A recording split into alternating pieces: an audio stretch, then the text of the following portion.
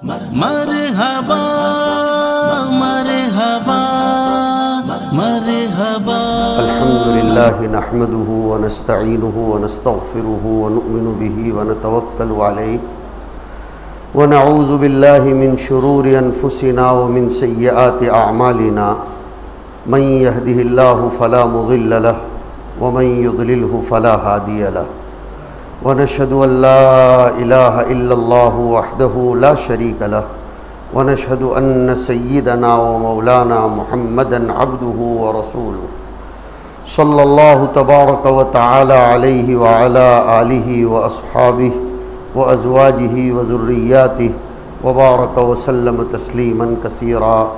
अम्मा बाद फ़अऊज़ु बिल्लाहि मिनश शैतानिर रजीम। बिस्मिल्लाहिर रहमानिर रहीम। या अय्युहल्लज़ीना आमनू कुतिबा अलैकुमुस्सियामु कमा कुतिबा अलल्लज़ीना मिन क़ब्लिकुम लअल्लकुम तत्तक़ून। वक़ाल तआला या अय्युहल्लज़ीना आमनुत्तक़ुल्लाह वकूनू मअस्सादिक़ीन। वक़ाल अन्नबिय्यु सल्लल्लाहु तआला अलैहि व आलिहि वसल्लम मन साम रमज़ान व क़ामहु ईमानन वहतिसाबा गुफ़िर लहु मा तक़द्दम मिन ज़ंबिही। सदक़ल्लाहुल अज़ीम व सदक़ रसूलुहुन नबियुल करीम। मुअज़्ज़ज़ भाइयों, दोस्तों, बुज़ुर्गों और मेरे अज़ीज़ों, अल्लाह रब्बुल इज़्ज़त की तरफ से इंसान पर वैसे तो बेशुमार नेमतें की जाती हैं। एक सांस दो नेमतों पर मुश्तमिल है। सांस इस वक्त यही ज़्यादातर मौज़ूए बहस बना हुआ है, सांस लेने में तकलीफ़ होना, और यहाँ से ही बीमारी का मामला बिगड़ता है।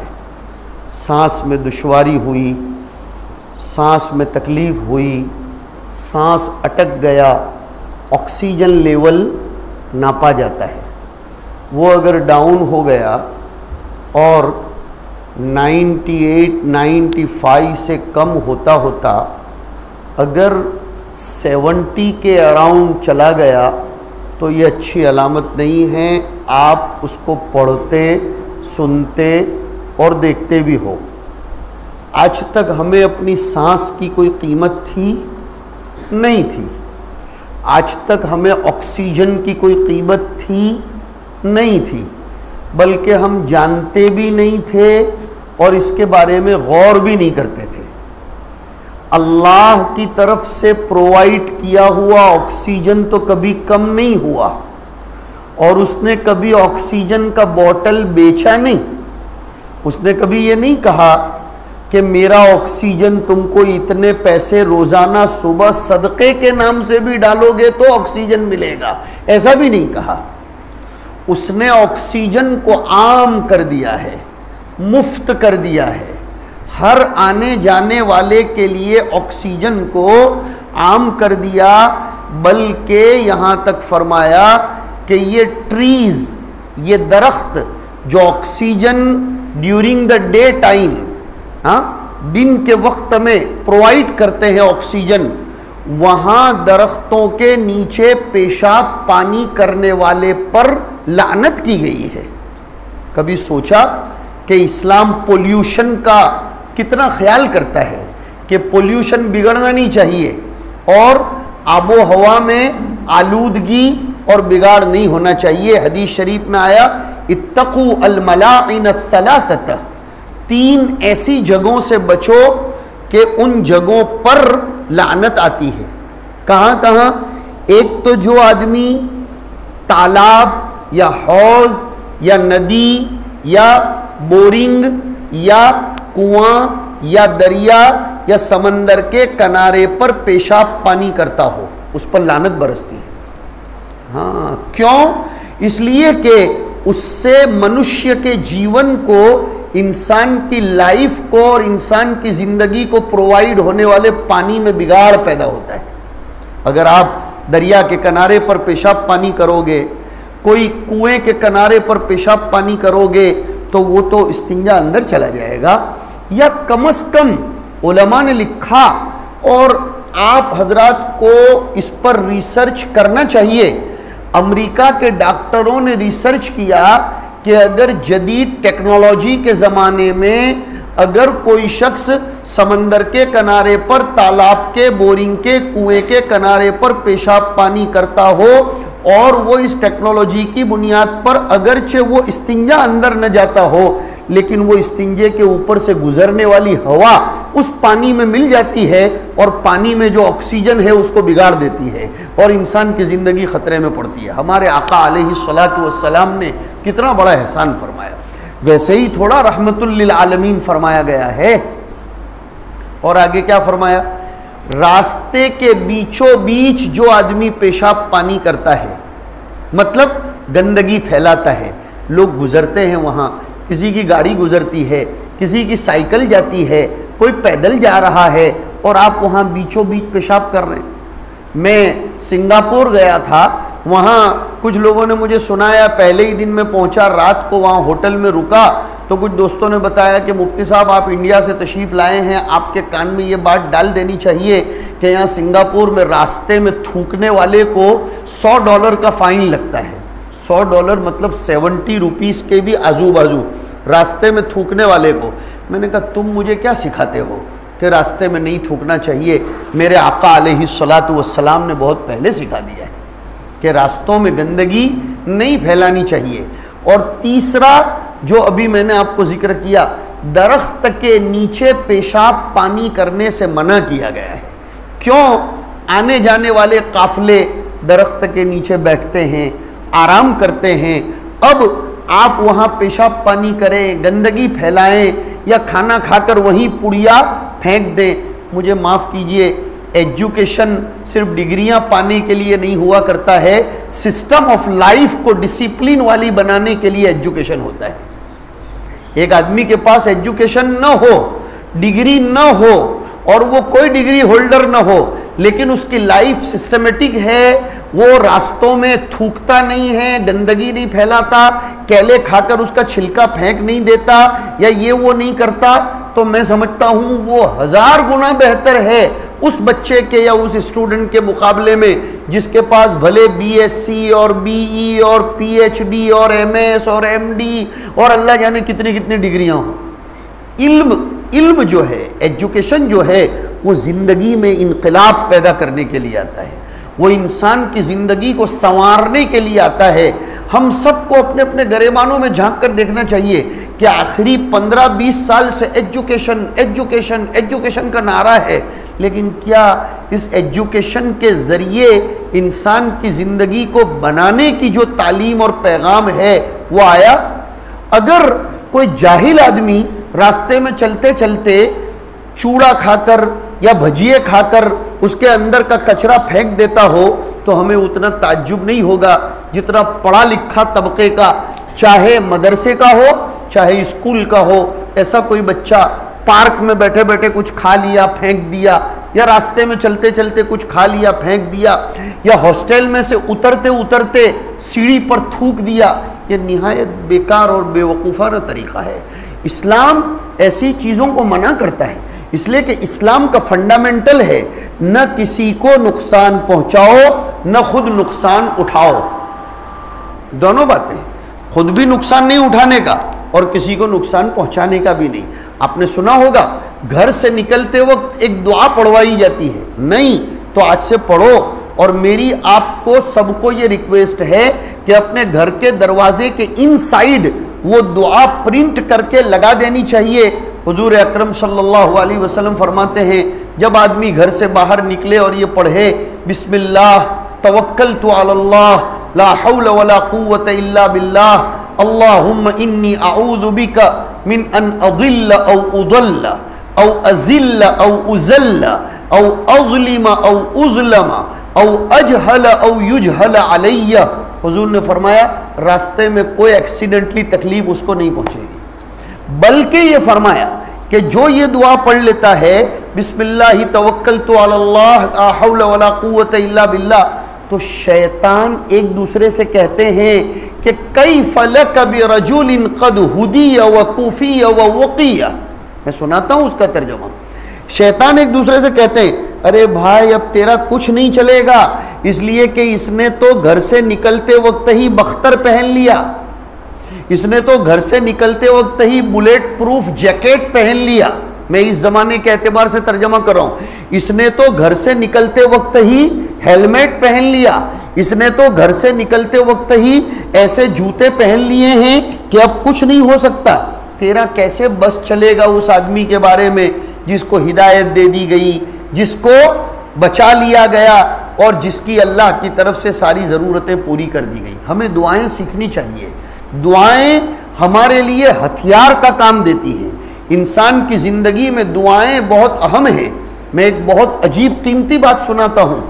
मौलाना मंजूर नौमानी रहमतुल्लाह अलैह एक जगह लिखते हैं कि मैंने हुजूर पाक सल्लल्लाहु अलैहि वसल्लम की ज़िंदगी का सर्वे किया। सर्वे करने वाले मेरे आपके जैसे लोग नहीं थे। हाँ, हमारा सर्वे हमारे गुमान के मुताबिक होता है। मौलाना मंजूर नौमानी रहमतुल्लाह अलैह बहुत बड़े मुहद्दिस, मुनाजिर और ये जितने बातिल फ़िरक़े चलते हैं उनके ख़िलाफ़ मेहनत करने वाले, और मौलाना अनवर शाह कश्मीरी रहमतुल्लाह अलैह के शागिर्दों में से है। ये बड़े बड़े उलमा के नाम तो कम से कम कान में पढ़ने चाहिए कि जिनकी मेहनतों के सदक़े तुफ़ैल हम अहले सुन्नत वल जमात के तरीक़े पर चल रहे हैं। ऐसे ही नहीं हम आ गए अहले सुन्नत वल जमात के तरीक़े पर। हमारे बुज़ुर्गों ने बहुत मेहनतें की हैं, तब जाकर हिंदुस्तान में हम बिदतों से बचकर, कादियानियत से बचकर, हिंदुइज़म से बचकर इस अहले सुन्नत वल जमात हुजूर के सल्लल्लाहु अलैहि वसल्लम और सहाबा के तरीक़े पर चलते हैं। वो लिखते हैं मैंने हुजूर की ज़िंदगी पर बहुत ज़्यादा सर्वे किया कि हुजूर की लाइफ का मेजर हिस्सा, ज़्यादातर हिस्सा किस अमल में गुजरा है। मेरे आपके जैसा कोई होता तो कहेगा नमाज में गुजरा है, कोई कहेगा कि फुला काम में गुजरा है, कोई कहेगा फुला काम में। वो कहते हैं मैंने देखा हुजूर की ज़िंदगी का ज़्यादातर हिस्सा दुआएं करने और पढ़ने में गुजरा है। गोया सबसे ज़्यादा अमल हुजूर दुआएं करने और पढ़ने में सर्फ करते थे। बल्कि हदीस में आया बच्चों कि अगर, और मेरे मोहतरम भाइयों सुनिए, हदीस में यूँ आया कि अगर आदमी रात में उसकी आँख खुल जाए पेशाब करने के लिए, या प्यास उसको लग गई इसलिए, या वैसे अनफॉर्चुनेटली उसकी आँख खुल गई, उस वक्त अगर वो चौथा कलमा पढ़कर दुआ करता है बिस्तर पर लेटे लेटे, उसकी दुआ 100% कबूल हो जाती है। 100% कबूल हो जाती है। आपको उठने की भी जरूरत, मैं ऐसा नहीं कहता कि मत उठो, लेकिन दुआएं करने के लिए कितना आसान निज़ाम है कि आँख खुल गई, आप 10 बजे 11 बजे सो गए और 1 बजे 2 बजे आँख खुल गई अचानक, और करवट आप बदल रहे पहलू बदल रहे, आपने चौथा कलमा पढ़ लिया और सोते सोते दुआ कर ली, ए अल्लाह मेरी ज़िंदगी में इनकलाब पैदा कर दे, ए अल्लाह आने वाले रमज़ान शरीफ का मुझे सही माने में इस्तक़बाल करने की तौफीक नसीब फरमा। और कैसा इस्तक़बाल, देखो अपने अपने घरों में अपन ने क्या किया, मैं भी खुद उस पर शामिल हूँ कि रमज़ान से पहले कस्टर्ड भी लेकर आ गए, चने की दाल भी ले आओ, मूंग की दाल भी ले आओ, फुला भी ले, ये इस्तक़बाल रमज़ान हमारा इस तरह हो रहा है। हाँ, लेकिन माफ़ कीजिए, क्या हमने इस तरह कोई सिस्टम बनाया कि भाई घर में कुरान शरीफ पुराना हो गया है, या पहले छोटे हुरूफ वाला मैं पढ़ सकता था अब बड़े हुरूफ वाला ले आऊँ, घर में मेंबर बढ़ गए और कुरान शरीफ 3 है तो अब मुझे 5 कुरान शरीफ कर लेने चाहिए, और क्या मैंने कुरान शरीफ को साफ़ किया। हमारे यहाँ गुजरात के इलाके में तो रिवाज है कि शबे बरात और रमज़ान के चांद के दरमियान के जो 14-15 दिन हैं उनमें औरतें घरों के सारे बर्तन उतार कर मांजती, साफ़ करती, धोती, घर को संवारती है। बहुत अच्छा, अल्लाह ताला भी जन्नत को संवारता है, अगरचे वहाँ मैल नहीं लगता, लेकिन जन्नत को संवारता है रमज़ान शरीफ के लिए अल्लाह पाक। मगर क्या हमने कुरान शरीफ की अलमारी रखने को, मुसल्ले को धोया रमज़ान के लिए? क्या हमने रमज़ान शरीफ के लिए चादरों को पाक साफ किया? क्या हमने सिस्टम बनाई? हमने ये तो सिस्टम बना ली कि सहरी में ये खाएंगे और इफ्तारी में ये खाएंगे, ये चाहिए वो चाहिए, लेकिन क्या हमने ये सिस्टम बनाई कि हम इतना जिक्र करेंगे, इतना ये करेंगे? अल्लाह ताला को रमज़ान शरीफ में 4 आमाल बहुत पसंद है।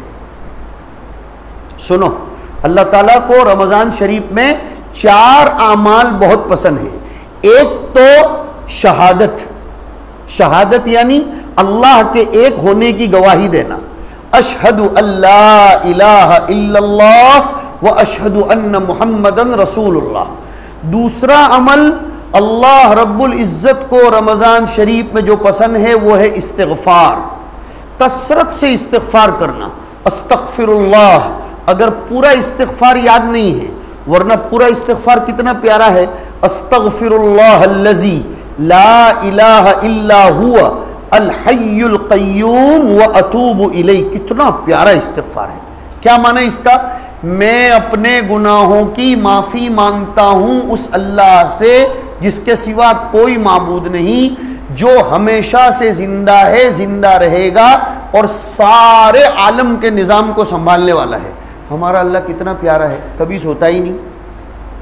अरे भाई देखो, जिन लोगों के घरों का वॉचमैन सो जाता हो ना, तो उनको डर लगता है कि यार ये तो सो जाता है, अपना क्या होगा फिर। जैसे एक मिसाल दूं, कभी कभी अपन गाड़ियों में सफ़र करते हैं तो आगे किसी को बिठा देते हैं, रात के वक्त में बात करने वाले को आगे बिठा देते हैं। अगर मुझे अपने आप पर कंट्रोल नहीं है कि मैं सो जाऊंगा या जागूंगा, तो मैं क्या बोलूँगा, मैं पीछे सो जाता हूँ, ज़रा तुम आगे बात कराओ ना ड्राइवर को। अगर वो सो जाएगा तो सबको ही सुला देगा। और लिखा हुआ रहता है ना महाराष्ट्र में हर जगह पर, एक डुलकी एक आपघात, या ऐसा लिखा हुआ रहता है, नज़र हटी दुर्घटना घटी। बस इस्लाम में भी ऐसा ही है कि अल्लाह से नज़र हटी कि रूहानी निज़ाम में दुर्घटना घटे। मुसलमान कैसा होना चाहिए कि वो लिखा है आरटीओ वालों ने, ट्रैफिक रूल्स एंड रेगुलेशंस वालों ने, कि नजर हटाने की नहीं ड्राइवर को। मुसलमान इस दुनिया का ड्राइवर है, और अगर किसी और का नहीं तो अपनी बॉडी का तो वो ड्राइवर है, अपनी पूरी बॉडी का वो ड्राइवर है। उसको अपनी आंखें सही चलानी हैं, उसको अपने कान सही चलाने हैं। मैं और आप सुनने वाले जितने भी लोग हैं, सब के सब अपनी बॉडी के ड्राइवर हैं। लिहाजा हमें अपनी नज़र हटानी नहीं चाहिए। नज़र हटेगी तो दुर्घटना घटेगी, नज़र हटेगी तो बहुत बड़ा मामला हो जाएगा। नज़रों की हिफाजत करनी चाहिए। तो इस्तिग़फ़ार पर मैं बोल रहा था, और उसमें नाम कौन सा है अल्लाह ताला का? अल हय्युल क़य्यूम। आप हजरात को सबको मालूम होना चाहिए, अल्लाह के वैसे तो कई एक नाम हैं, लेकिन अल्लाह का इसमें आज़म है अल हय्युल क़य्यूम। अल्लाह हमेशा से जिंदा है। अगर मैंने मेरा काम किसी ऐसे आदमी के हवाले कर दिया जो कभी सोता ही नहीं और पूरा वॉच रखता है, पूरा वॉच रखता है, अरे भाई there is very big difference between seeing and watching. जानना चाहिए आपको। सी देखना, वॉच का माना भी देखना नहीं, वॉच का माना होता है निगरानी करना। वो तो महदूद जहन रखने वाले तर्जमा कर देते हैं कि मैं मैच वॉच करने गया था। नहीं, मैच को देखा थोड़ा जाता है। हाँ, वॉच कहते हैं किसी पर कड़ी निगाह रखना। हाँ, और घड़ी को भी वॉच इसलिए कहते हैं कि आदमी की बार बार उस पर निगाह रहती है। और कड़ी, ये कांटा कैसे हिल रहा है, बराबर आगे तो नहीं बढ़ गया, टाइम टू टाइम चल रहा है कि नहीं। हमारा अल्लाह हमारे ऊपर पूरी वॉच रखता है। हमारी ज़रूरतों को वो जानता ही नहीं, हमारी ज़रूरतों को पैदा करने वाला वो है। तो अल्लाह का इसमें आज़म कौन सा है? अल हय्युल क़य्यूम। इसका भी विर्द करते रहना चाहिए। हमारे अकाबिरीन थे, हमारे बड़े असातिज़ा, उनको मैं देखता था, वो चलते फिरते इस तरह बोलते थे, या हय्यु या क़य्यूम बिरहमतिका नस्तगीस, या हय्यु या क़य्यूम बिरहमतिका नस्तगीस, कि ए वो ज़ात जो हमेशा ज़िंदा है, हर काम को संभालने वाली है, हम तेरी ही रहमत से मदद तलब करते हैं। बिरहमतिका नस्तगीस का मतलब तेरी ही रहमत से मदद तलब करते हैं। तो फिर से मैं काउंट करता हूँ। रमज़ान में पहला अमल कौन सा? शहादतैन, कलमा। दूसरा कौन सा? इस्तिग़फ़ार। तीसरा कौन सा? अल्लाह से जन्नत मांगना। और चौथा जहन्नम से खलासी को तलब करना। हाँ, अब इन चारों को हमारे बुजुर्गों ने एक कलमे में पिरो दिया है वो एक सेंटेंस याद कर लोगे, चारों आ गया। क्या पढ़ेंगे? अशहदु अल्ला इलाहा इल्लल्लाह व अस्तगफिरुका व अस्अलुकल जन्नत व अऊज़ु बिका मिनन नार। हो गया। लो, अशहदु अल्ला इलाहा इल्लल्लाह व अस्तगफिरुका व अस्अलुकल जन्नत व अऊज़ु बिका मिनन नार।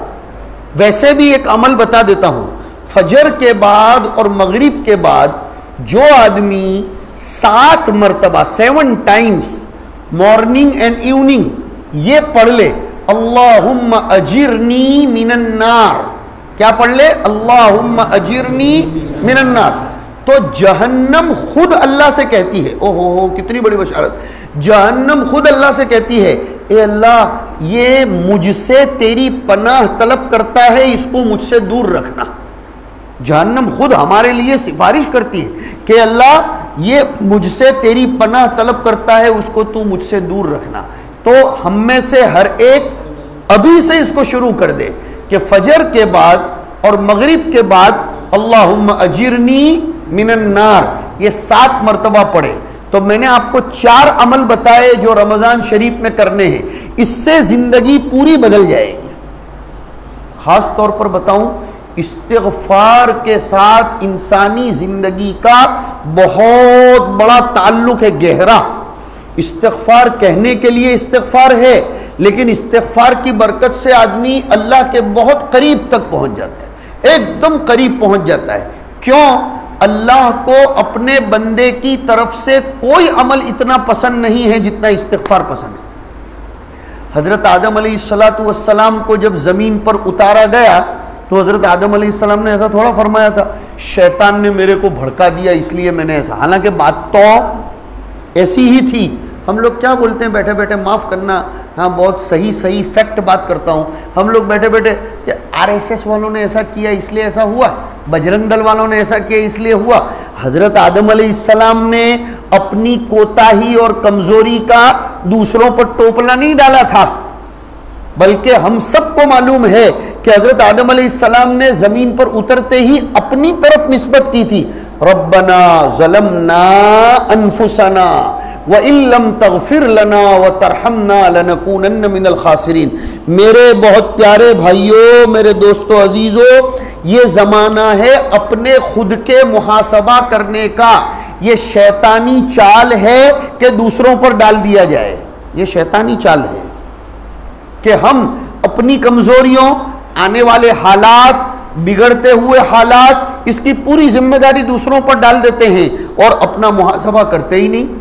हजरत आदम अलैहिस्सलाम ने क्या फरमाया था? ए हमारे रब, हमने खुद अपने आप का नुकसान किया है, अब इस्तिग़फ़ार, अगर तू हमें माफ़ नहीं करेगा और अगर तू हम पर रहम नहीं करेगा, हम बहुत ज़्यादा नुकसान उठाने वाले बन जाएंगे। ये इस्तिग़फ़ार है, अल्लाह को बहुत पसंद है इस्तिग़फ़ार। कभी कभी पढ़ो, अल्लाहुम्मा अंत रब्बी ला इलाहा इल्ला अंत खलक़तनी व अना अब्दुका व अना अला अहदिका व वअदिका मस्ततअतु अऊज़ु बिका मिन शर्रि मा सनअतु। देखो, अऊज़ु बिका मिन शर्रि मा सनअतु, ए अल्लाह मैं तेरी पनाह तलब करता हूँ मेरे किए जाने वाले हर अमल की बुराई से। और आगे क्या फरमाया? इस्तिग़फ़ार का कलिमा देखो, अबू बि ज़म्बी, मैं मेरे गुनाह का इकरार करता हूँ। इकरारी मुजरिम बनना अल्लाह को बहुत पसंद है। आदमी इकरार कर ले कि अल्लाह मैं गलत हूँ, मुझसे बहुत गुनाह हुए हैं। रमज़ान में ये काम इफ्तारी और सहरी में करना है और दिल से कि अल्लाह तूने मुझको कितनी कीमती नेमत दी है उम्र की। तो मेरे भाइयों, बहुत लोग मर रहे हैं, आपको मालूम होना चाहिए। लाइन लगी हुई है दफनाने के लिए और गैरों में जलाने के लिए, जगह नहीं है कब्रिस्तानों में, और हॉस्पिटलों में इलाज मुआलजे के लिए जगह नहीं। अभी हम हमारे अरशद भाई वगैरह जो साथ में चल रहे थे, जावेद सर, मैंने उनको एक जुमला कहा कि इस दौर में मेरा और आपका तंदुरुस्ती के साथ चलना ये सबसे बड़ी नेमत है, वरना हर आदमी जिंदगी के बारे में डरा हुआ है कि कब विकेट गिर जाएगी कुछ पता नहीं चलता। कब और ऐसा तो है नहीं कि बुढ़े ही जा रहे हैं, ऐसा तो है ही नहीं कि डायबिटिक लोग ही जा रहे हैं, अच्छे अच्छे जवान जवान लोग जा रहे हैं। परसों क्या हुआ, अपने जामिया अक्कलकुआ के एक नौजवान फाजिल आलिम दीन नवापुर के हमारे पास पड़े हुए, हर दम हंसता हुआ चेहरा, जब देखो जब हंसे, मौलाना अब्दुल सलाम नवापुरी। मैं दुआ करता हूँ अल्लाह ताला उनको आखिरत में भी हंसता हुआ रखे, बरज़ख में भी हंसता हुआ रखे। उसको बेचारे को, जवान आदमी, अभी उनका एक बच्चा 10 साल का है, एक 5 साल का और आखिरी बच्चा सिर्फ 1.5 साल का। बीमार हुए, कोरोना हो गया, चल बसे, और उनके इंतकाल के 1.5-2 घंटे में उनकी वालिदा भी अल्लाह को प्यारी। 10 बजे उनको दफनाया गया नागपुर के करीब, कोरोना पेशेंट थे तो उनको लाने नहीं दिया गया, और 11 बजे, 10 के बाद के 11 बजे उनकी वालिदा को दफनाया। मेरे भाइयों, मेरे प्यारे भाइयों, अपनी ज़िंदगी की कदर करो। अल्लाह ने हमको तंदुरुस्ती दी है, गफलत में मत पड़े रहो। अपनी खूबसूरती, अपनी जवानी, अपनी तंदुरुस्ती, अपनी हेल्थ, अपनी जिम के ज़रिए की हुई एक्सरसाइज, इसके ऊपर धोखे में नहीं रहने का। इन्ना वअदल्लाहि हक़्क़ुन फला तग़ुर्रन्नकुमुल हयातुद दुनिया, ये आयत को याद रखो। इन्ना वअदल्लाहि हक़्क़ुन फला तग़ुर्रन्नकुमुल हयातुद दुनिया, अल्लाह का वादा साबित है, पक्का है, होकर रहने वाला है, लिहाजा दुनिया की ज़िंदगी हरगिज़ तुम्हें धोखे में नहीं डालनी चाहिए। वला यग़ुर्रन्नकुम बिल्लाहिल गरूर, अल्लाह से तुम्हें कोई धोखा देने वाली चीज़ धोखे में न डाले। हमेशा तैयार रहने का आखिरत के लिए, और तैयार कौन रहता है?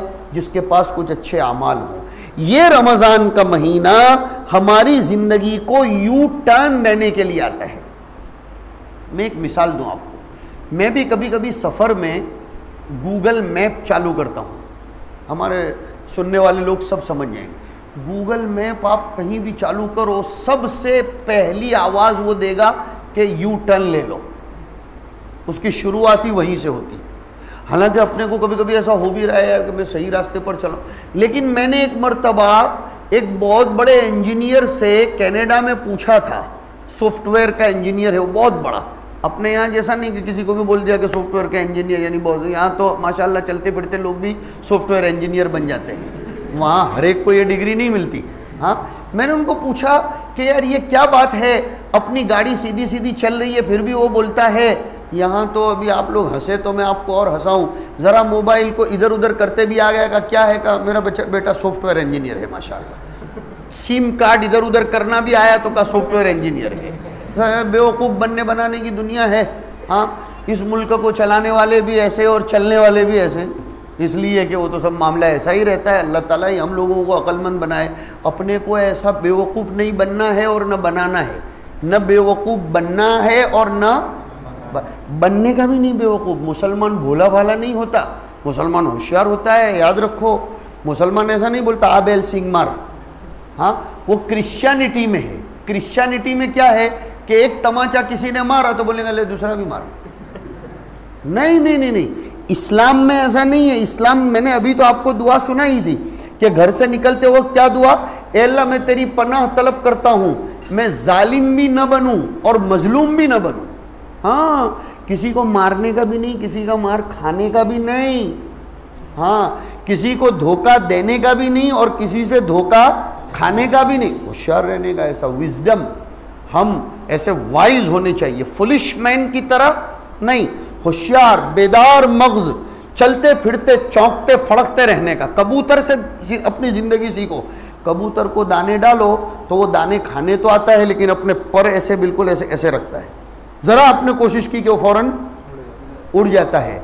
हम लोगों को भी अल्लाह ताला ने ऐसा बनाया है कि ज़रा अगर किसी ने हमारे ईमान पर हमला किया तो हमको पता चल जाना चाहिए कि ये हमारे ईमान पर हमला हो रहा है। हमारे अंदर इस बात की कमज़ोरी है कि हम बहुत जल्दी किसी से इम्प्रेस हो जाते हैं। नहीं, हमें इम्प्रेसिव होना चाहिए, किसी पर इफ़ेक्ट डालना चाहिए, न कि किसी का इम्प्रेशन लेना चाहिए। ये मेरी नसीहत याद रखो। जिसको मैं यूं कहा करता हूं हमारे मदरसे के तलबा को, मुअस्सिर बनो, मुतअस्सिर मत बनो। यानी किसी पर अपना असर डालने वाले बनो, किसी का असर लेने वाले मत बनो। हाँ, हम कुरान शरीफ पढ़ते हैं तो हम कहीं भी बैठे हों हमारी ज़बान से कुरान शरीफ की आयत निकलनी चाहिए। ये नहीं कि कोई गाना गाता है तो हम अपना कुरान शरीफ बंद कर दें, मैं भी सुनता हूँ ज़रा, मैं भी मज़ा लेता हूँ। नहीं, वो अगर आधे वॉल्यूम में पढ़ता है या गाता है, हम थोड़ा सा और ऊंचा होकर कुरान शरीफ पढ़ेंगे। ये तजर्बा मैंने एक साहब को बताया था। एक साहब मुझे पूछने लगे, मौलाना रोज़ाना अप डाउन करता हूँ एक जगह से दूसरी जगह काली पीली में, उसको देखो तो वो तो बैठे बैठे गाना ही शुरू कर देता है ड्राइवर। तो मैंने कहा कोई बात नहीं, उसका इलाज है। तुम्हारी मोबाइल में तुम पेन ड्राइव लेकर जाओ, उसमें नज़में, नातें, क़िरात लगा दो और वो गाना शुरू करे, तो तुम भी उसको ज़ोर से शुरू कर दो। अगर वो कहे कि ये तो जमहूरियत है, डेमोक्रेसी है इसमें, तो तुमको बोलने का तुम्हारी डेमोक्रेसी है तो मेरी भी डेमोक्रेसी है। This is my life and that is your life. आप अपनी ज़िंदगी बसर करो। तो वो 2-3 दिन तक तो कुछ हुआ नहीं, 2-3 दिन तक वो भी बजाता रहा, ये भी बजाता रहा। अल्हम्दुलिल्लाह, हक़ की आवाज़ हमेशा बुलंद रहती है, हक़ कभी दबता, थोड़ी देर लगती है। हक़, आज ही मैंने एक साहब को नसीहत करते हुए कहा, सच्चा आदमी शेर के मानिन होना चाहिए। सच्चा आदमी शेर, क्या मतलब? चीर फाड़ने वाला नहीं। सच्चा आदमी शेर के मानिन का मतलब शेर को अकेला छोड़ दो, वो अपना काम कर लेता है, वो किसी से फिर दबता नहीं है, देर लगती है उसको। सच्चे आदमी को सच्चा साबित होने में देर तो लगती है, लेकिन वो कभी पछड़ नहीं सकता। मेरे और आपके प्यारे आका अलैहिस्सलातु वस्सलाम का वादा है, इन्न सिद्क़ युंजी, सच्चाई हमेशा इंसान को नजात दिलाती है। और झूठ वक्ती तौर पर आपको ऐसा तो लगेगा कि शाइनिंग में है, लेकिन वो आपको कभी ना कभी हलाक कर देगा। झूठ कभी नहीं बोलने का। आदमी को सच बनना चाहिए और सच्चे लोगों के साथ रहने की आदत डालनी चाहिए। मैं अर्ज़ कर रहा था, अब ख़त्म करने की तरफ मुड़ रहा हूँ, कि रमज़ान शरीफ आया, ये हमें यू टर्न देने के लिए आया। क्या मतलब? यू टर्न आदमी कब लेता है? जब नई लाइफ का आगाज़ करना होता है। ऐसा बोलते भी हैं हम लोग आपस में नहीं बोलते कि भाई मेरी ज़िंदगी का यू टर्न फुला वाक़ये से हुआ, बोलते हैं ना। तो मुसलमान की ज़िंदगी में रमज़ान शरीफ यू टर्न देता है। इसीलिए हदीस शरीफ में आया कि हलाकत हो, तबाही हो, बर्बादी हो उस आदमी के लिए जिसको रमज़ान का महीना मिला हो फिर भी वो अपनी मग़फ़िरत न कराया हो। मतलब उसको यू टर्न के ज़रिए सही रास्ता मिला, फिर भी वो मंजिल पर नहीं पहुंचा। तो रमज़ान शरीफ इंसान की ज़िंदगी को बनाने में बहुत बड़ा दखल रखता है। इसकी कदर करो और इसमें आमाल खैर की तरफ आदमी की तबीयत भी तो चलती है। शैतान को कल अगर चांद दिख गया तो कल से, नहीं तो परसों से डेफिनेटली लॉक कर दिया जाएगा, मामला ही ख़त्म हो जाएगा। अब शैतान बंद हो जाता है, फिर भी एक दुश्मन हमारे साथ लगा है, याद रखना। हाँ, वो है नफ्स। और शैतान को शैतान बनाने वाला भी नहीं मालूम तो सुनो, नफ्स है। शैतान को शैतान किसने बनाया? नफ्स ने। और कौन से रास्ते से बनाया? तकब्बुर वाले रास्ते से, प्राउड। पता चला कि इंसान की जिंदगी की सबसे बड़ी खराबी तकब्बुर है। इसीलिए हजरत शेख रहमतुल्लाह अलैह तो फरमाते थे कि तकब्बुर उम्मुल अमराज, सारी बीमारियों की जड़ तकब्बुर। और तकब्बुर किसे कहते हैं? मैंने और आपने जो तय कर लिया उसको तकब्बुर नहीं कहते। हदीस शरीफ ने फरमाया तकब्बुर कहते हैं बतरुल हक़्क़ि व गम्तुन नास, हक बात को ठुकरा देना और सब लोगों को हकीर समझना। कुछ लेने का नहीं, कुछ लेने का नहीं, और कुछ को क्या आता है उसमें कुछ लेने का नहीं, और हक बात को ठुकरा देना। हाँ, मुझे सब मालूम है, रहने दो तुम्हारा, ये गलत तरीका है। ऐसा तरीका हमारे पास नहीं होना चाहिए। मेरे भाइयों, खूब से खूब तर रमज़ान से फ़ायदा उठाने की कोशिश करो और अपने लिए, उम्मत के लिए दुआएं करो। तस्बीहात की, आमाल की पूरी पाबंदी हो और रोज़ाना कम से कम 3 पारे कुरान शरीफ के पढ़ने की आदत डाल दो। कम से कम रमज़ान शरीफ में कम से कम 3 पारे। आपके पास माहौल है। हर साल तो रमज़ान में इधर उधर लोग, अभी लॉकडाउन है तो की को अप करो, लॉकडाउन है तो अमाल खैर की को अप करो। और हदीस शरीफ में आता है जिसका मफहूम है कि अल्लाह की तरफ से कभी कभी नेक अमाल करने की हवाएं चलती हैं। क्या पता कि लॉकडाउन नेक अमाल करने के लिए ही हम लोगों को मैसर किया गया हो। मुसलमान किसी भी नेगेटिव पॉइंट में से पॉजिटिव कुछ न कुछ निकाल लेता है। हमारे लिए ये लॉकडाउन, ये वबा, जहाँ एक आफत है, एक मुसीबत है, वहाँ अल्लाह की तरफ मुतवज्जे होने का बहुत बेहतरीन मौका है, बहुत बेहतरीन मौका है। इसके ज़रिए अल्लाह की तरफ मुतवज्जे होकर तौबा करो, इस्तिग़फ़ार करो और आइंदा सच्चे पक्के नेक बनकर रहने की आदत डालनी चाहिए। रातों को बिला वजह जागना नहीं चाहिए रमज़ान में। ये अपने लोगों में उमूमी मरज़ है कि रमज़ान की रातें बड़ी रातें यानी आमाल करोगे तो बड़ी रात, वरना उसमें बैठे रहोगे, खेलते रहोगे तो वो तो छोटी रात। इससे तो बेहतर है सो जाओ, और नहीं तो पढ़ो, खूब पढ़ो, कुरान शरीफ की तिलावत करो, दिन में सो, कौन तुम्हें मना करता है। लेकिन रातों को बेकार बैठना, जागना, खाने पीने की ही तरफ पूरी तवज्जो देना, ये हमारा तरीक़ा नहीं है। और हमारे पास जो भी कुछ पैसा हो, पॉकेट मनी हो, घर का सेविंग हो, जो भी कुछ खर्चा पानी हो, थोड़ा थोड़ा सदका निकालने की भी आदत रमज़ान शरीफ में रखनी चाहिए। अभी की लाइफ से जो आदत पड़ेगी इंशाअल्लाह आइंदा तक रहेगी। ये चंद आमाल हैं, चंद बातें हैं जिनकी तरफ मैंने तवज्जो दिलाई। हक़ ताला शानुहु आने वाले महीने को हमारी ज़िंदगी में बेहतरीन इनक़लाब पैदा करने वाला महीना बनाए। दीन के लिए हम सबको अपनी उम्रें खपा देने की तौफ़ीक नसीब फ़रमाए और हम सबको अल्लाह ताला कामयाबी नसीब फ़रमाए। और हक़ ताला शानुहु जब तक ज़िंदा रखे, ईमान इस्लाम के साथ ज़िंदा रखे, और जब कभी वहाँ से पैगाम आए तो फिर कलमे वाली मौत के साथ पैगाम आए, इस्तिग़फ़ार के साथ पैगाम आए, और हम सब अल्लाह ताला को राज़ी करने वाले आमाल के साथ उसकी तरफ चल पड़ें। ज़िंदगी की कदर कर लो मेरे भाइयों। बस यही चंद बातें हैं जिन पर मैं अपनी गुफ्तगू ख़त्म करता हूँ। व आखिर दावाना अनिल हम्दुलिल्लाहि रब्बिल आलमीन।